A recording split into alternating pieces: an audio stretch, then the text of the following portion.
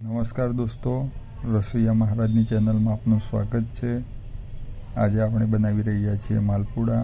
માલપુડા બનાવવા માટે 1 કિલો ઘઉંનો લોટ, 500 ગ્રામ ખાંડ અને 500 ગ્રામ નરમ ગોળ લેવાનો છે. ખાંડ અને લોટને બરાબર મિક્સ કરી ત્યાર પછી ગોળની અંદર આપણે પાણી એડ કરવાનું છે. પાણી એડ કરી અને ત્યાર પછી તેને બરાબર મિક્સ કરી લેવાનો છે અને ત્યાર પછી તેને ઘણી બધી લોટની અંદર એડ કરી દેવાનું છે. ઘઉંનો લોટ, ગોળ અને ખાંડને બરાબર મિક્સ કરી લેવાના છે. મિક્સ કરી અને તેમાં જરૂરિયાત મુજબ પાણી એડ કરતું રહેવાનું છે. તમે આની અંદર ચાહો તો જ્યુસ મશીનનો પણ યુઝ કરી શકો છો અથવા તો ગ્રાઇન્ડરનો પણ યુઝ કરી શકો છો. અમે આ બધું યુઝ કરતા નથી. અમે ઓનલી ફોર હાથથી જ કામ કરીએ છીએ. માલપુડા બનાવવા માટેની મેન મોનોપોલીમાં તેની લોટ બાંધવાની જ છે. હાલની તારીખમાં મેં જે રીતના લોટ બાંધી રહ્યો છું એ રીતના ધ્યાન રાખીને લોટ બાંધો. એકદમ ઘાટ પણ નહીં રહે ને કંઈ જ નહીં રહે.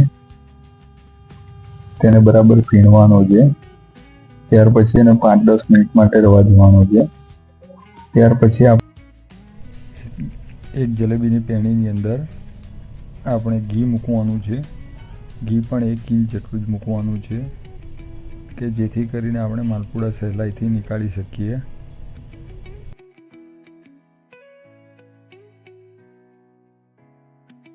ત્યાર પછી આપણે એક લોટાની અંદર ખીરું લેવાનું છે અને તેને આ રીતના સહેલાઈથી મૂકવાના છે.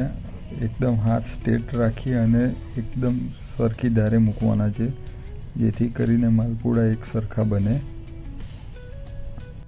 માલપુડા મુકાઈ જાય ત્યાર પછી આપણે એ વસ્તુનું ધ્યાન રાખવાનું છે કે જ્યાં સુધી નીચે બરાબર એની ધાર કમ્પ્લીટ નહીં થાય અને નીચે બરાબર બની નહીં જાય ત્યાં સુધી તેને પલટવાના નથી. ત્યાર પછી તેને લાકડી વતી અને ફેરવી દેવાના છે. આના માટે અમે ખાસ લાકડી બનાવીએ છીએ. તે વાંસની બને છે અને તેનાથી જ અમે ફેરવીએ છીએ. અને માલપુડા વારંવાર ફેરવવાના હોતા નથી, તેને એક જ ફેરો ફેરવવાના હોય છે.